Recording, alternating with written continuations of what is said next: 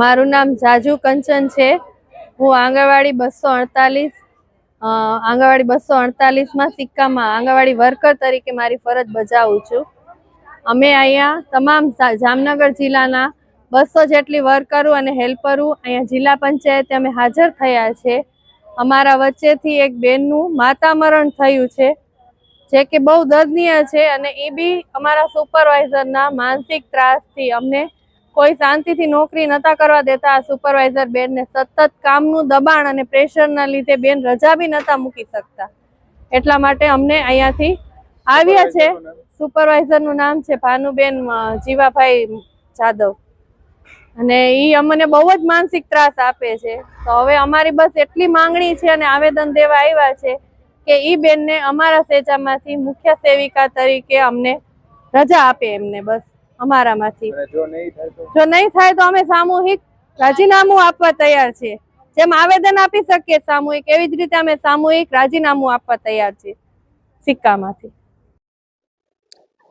મારું નામ પ્રજ્ઞાબેન જેરાવળ છે।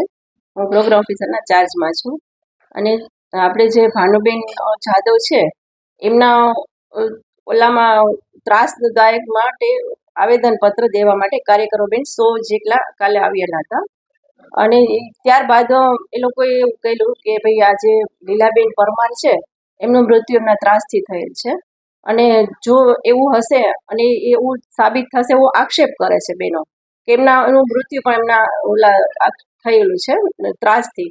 તો એ પણ અમે તપાસ કરશું આગળ।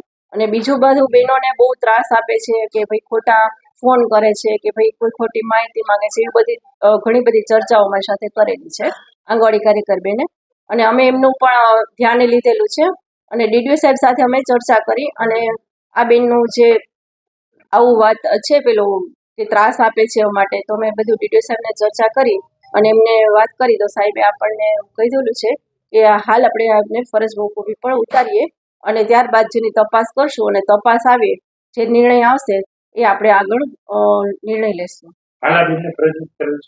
હાલ આ બેનને અત્યારે ફરજ મુક્ત કરેલ છે।